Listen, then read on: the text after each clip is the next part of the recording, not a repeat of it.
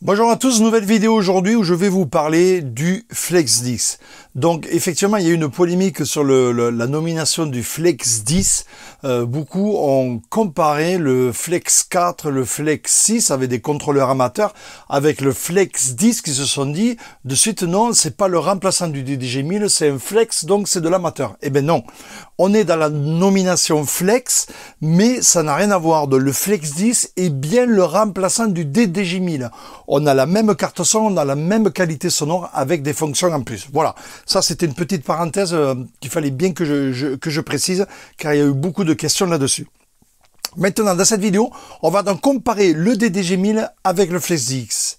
Au niveau des gabarits, ça tombe bien, j'ai le DDG 1000, j'ai le Flex 10.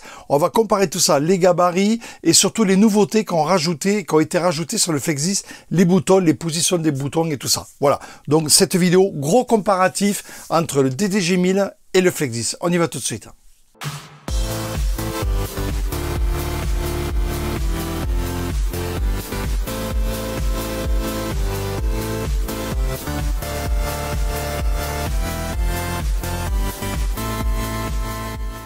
Allez, on va commencer par des prises de vue et des photos donc pour comparer vraiment la taille avec mon DDG 1000. Donc là, vous le voyez, le Flex 10, donc il est bien là présent, il n'y a pas de problème. Magnifique au démarrage d'ailleurs.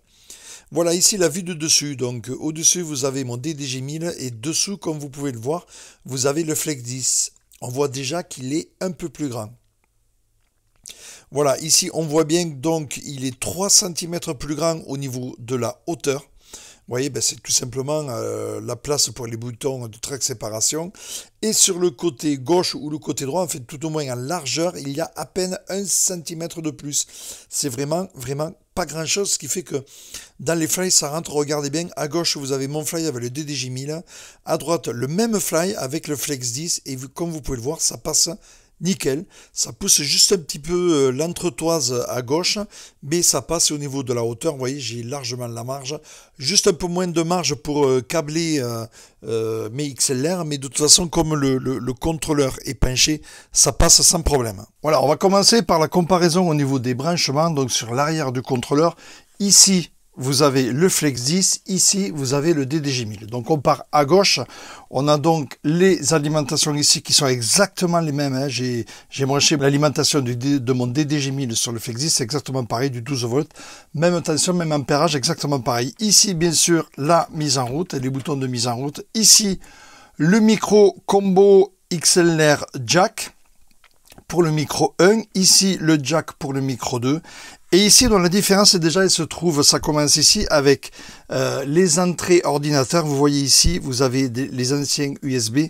Ici, vous avez de l'USB-C. Donc là, c'est pas compliqué. Au jour d'aujourd'hui, vous prenez un câble USB-C, USB-C, ça fonctionne. Donc tout le monde se met à jour maintenant. On va tous être sur de l'USB-C, notamment l'Opus Quad aussi, c'est sur de l'USB-C, vous voyez. Et l'ancien USB sur le DDG 1000. Au niveau ici, ici on n'a rien sur le DDG 1000, par contre on a la sortie DMX, plus besoin du RB DMX1, il est intégré au Flex. Vous voyez la sortie pour les lights ici DMX, je vous ferai une vidéo là-dessus et vous verrez que ça marche super bien. On switch un petit peu au niveau de la table de mixage, donc elle est ici vous voyez c'est exactement pareil, l'entrée 3, l'entrée channel 3 pareil avec line ou phono, ici pareil, line ou phono. Donc au niveau table de mix et entrée table de mix exactement pareil. On switch encore et ici donc vous avez les sorties, sortie bouffe donc pareil avec du jack, sortie master de RCA, sortie master XLR. Donc vous voyez, si ce n'est donc ici au niveau là avec la sortie DMX, les entrées USB, USB-C, pas grand chose qui change en plus, c'est surtout sur la face avant que ça change. On y va tout de suite. Au niveau face avant, comme je vous l'ai dit dans la présentation au niveau des comparatifs photos, ici il est 3 cm plus haut. Le contrôleur est 3 cm plus haut. Pourquoi? Tout simplement pour ajouter ces fameux boutons du track séparation que vous avez ici. Alors d'autres trucs qui ont changé, bien sûr, on a ces 4 boutons là ici. Donc le mix point link, ça c'est nouveau comparé au DDG 1000. Les cols qui sont ici aujourd'hui, ils étaient ici en bas à l'époque. Donc voilà, on a redispatché au niveau des boutons. Le quantize et le slip qui sont ici, ils étaient ici à peu près par là avec le DDG 1000. Au niveau du jog, il n'y a rien qui change. Au niveau des boucles, c'est pareil, à part que si c'était un bouton carré. Bon là, on a un bouton tout rond. Le slip reverse, il n'y a pas de problème. Le choix de la deck, il n'y a pas de problème. Voilà, au niveau des 3 cm de plus, donc au niveau des fly, effectivement, ça risque de changer. Sur mon fly, ça passe parce que je pose mon contrôleur penché, ce qui fait qu'il est juste un peu plus long, mais il n'y a pas de problème. Je suis content car sur mon fly, il va passer. Au niveau largeur, comme je vous l'ai dit dans les photos, 1 cm, donc pas grand chose qui change. Ici, on a une différence. Ici aussi, vous avez le master et la sortie bouffe qui est juste à côté. Ça, c'est par contre moins pratique. Hein. La sortie bouffe avant était en bas de l'égaliseur, mais vous voyez, il y a des boutons rajoutés, donc on n'a pas eu le choix de le mettre ici. Ma foi, ça va être une question d'habitude là aussi. Côté droit, ben c'est exactement pareil que le côté gauche, donc on va pas y revenir. Les 3 cm de plus pour les boutons du track séparation. Quoi de nouveau? Qu'est-ce qu'on peut voir aussi au niveau du micro? Alors au niveau du micro, pas grand chose qui change si ce n'est la mise en route du micro ici. Ça c'est quand même hyper pratique. Comparé avant, c'était en haut sur le DDG 1000. Maintenant on l'a là. Moi je préfère, c'est quand même beaucoup plus pratique que de l'avoir en haut. Au niveau des Sound Color FX, ici on en a 6. Sur le DDG 1000, on n'en avait que 4 des Sound Color FX en plus. Quoi de plus de différent comparé au DDG 1000? Eh bien, on va rester dans les effets et on voit ici dans la partie Part FX Select. Vous voyez, donc grâce au track séparation, on va pouvoir mettre des effets sur la partie drum, sur la partie instrument ou sur la partie vocale ou sur les trois. Et regardez, c'est super bien placé, ça a été fait exprès de toute façon. Vous le voyez, il est ici donc pour dire qu'il marche avec les beats FX, mais il est ici pour dire qu'il marche aussi avec les Sound Color. Vous voyez, donc c'est vraiment dans l'intersection. C'est une histoire de rappel physique pour se dire, ben oui, ça marche avec les Sound Color et ça marche avec les beats FX. Donc on reste dans les effets et ce FX Part Select avec des nouveaux effets ici, sensiblement les mêmes, si ce n'est que le pitch a été enlevé ici. On le retrouve ici, et donc il a été enlevé. Et à la place, on a le stretch. Voilà, donc c'est des effets, je vous les fais pas écouter, c'est un peu rébarbatif, c'est à vous d'essayer. Voilà, donc au niveau des effets, sensiblement les mêmes, sauf le pitch qui a été enlevé, qui est ici maintenant dans les Sound Color FX, et on a rajouté le stretch. Voilà. Voilà, au niveau des effets, qu'est-ce que c'est qui change? Aussi, un truc important comparé au DDG 1000, ici, on a la voix, l'indicateur de voix où l'effet est branché. Hein, vous regardez, ici je me mets sur la voie 3, je me mets sur la 2, la 1, la 4 et là sur toutes, sur le master, vous voyez. Alors ça c'est vraiment hyper pratique parce qu'avant il fallait regarder par-dessus. Quand on mixe, on est toujours plus ou moins dans le noir, donc c'est pas évident à voir. Là, on a vraiment un rappel qui nous dit où sont appliqués le beat FX, et ça, c'est vraiment top. Là, pour le coup, ils ont fait un super truc. C'est pas grand-chose, mais c'est vraiment bien. On continue, on descend dans la table de mixage. On a le Macvel Fader version 4, beaucoup mieux que celui du DDG 1000, qui était la version 2. Là, on est passé en version 4, donc ça a bien évolué depuis 4 ans. Nouveau Crossfader Macvel 4. On va aller au niveau du côté des decks. Qu'est-ce que c'est qui change au niveau des decks? Ben, ici, on a les beat jump directement. Alors ça, c'est vraiment bien. On avait le track search avant et au-dessus, on avait l'école.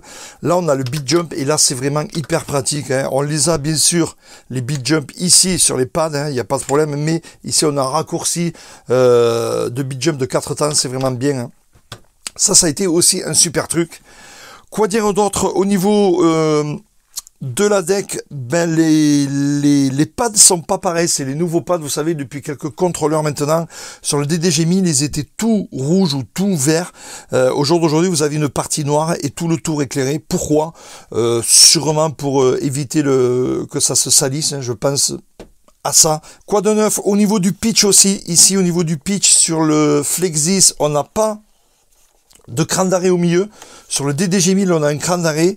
Et de ce fait, vu qu'on n'a pas le cran d'arrêt au milieu, on a un tempo reset ici. Si vous êtes ici à plus 10, vous cliquez là, vous repassez à 0 sans avoir besoin de remettre le pitch à 0. C'est vraiment une fonction hyper pratique. Il est sur le Plus Quad et je m'en sers vraiment.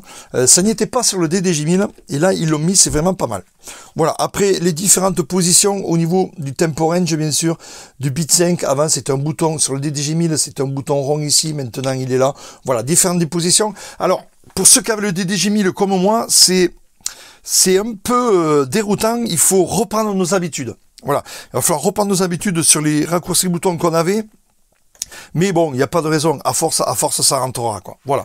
Voilà ce qu'il fallait dire au niveau des nouveautés. Donc, rappel, ici, 3 cm de plus, effectivement, pour la partie track séparation ici. De ce fait, les sorties sont ici différentes. Le micro, eh bien, l'activation du micro est ici. Ici, on a le FX par Select. Je vous ferai une vidéo sur tout ça, et vous inquiétez pas, qui est ici, donc super bien placé. Petit rappel, vous voyez, ça marche sur les bits FX, ça marche sur les Soundcaller FX. Hein, vraiment très bien dispositionné pour nous rappeler physiquement que ça marche sur les deux. Ici, bien sûr, le truc super bien aussi, voilà, l'indication de la voix où l'effet, le bit FX est branché, ça c'est bien. Ici, le Tempo Reset, super pratique, les nouveaux pads, voilà en gros tout ce qu'il y avait.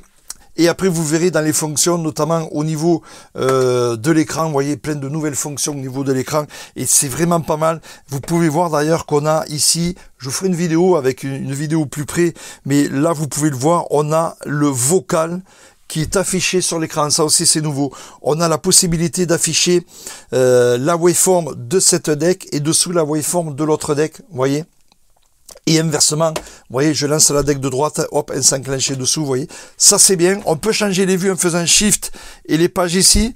On passe ici sur la pochette complète, on passe ici sur le logo, voilà, vous voyez, j'ai mis mon logo.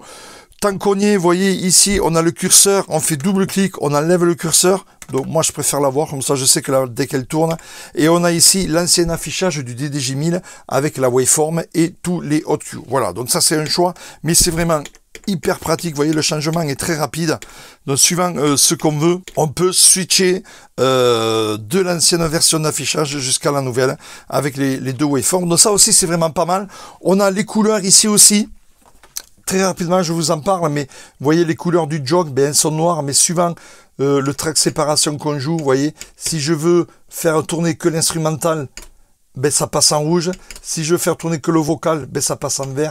Si je fais marcher que le drum, ça passe en bleu. Maintenant, je fais drum et vocal, ben, on va passer en bleu, un bleu vert normal, hein, et si je fais vocal instrumental, on passe en jaune. Le vert et le rouge, ça fait jaune, donc c'est vraiment super bien fait. Et ici le violet, forcément le bleu et le rouge, c'est du violet. Donc on a vraiment la couleur suivante de ce qu'on agit au niveau du track séparation. C'est vraiment super bien fait de ce fait.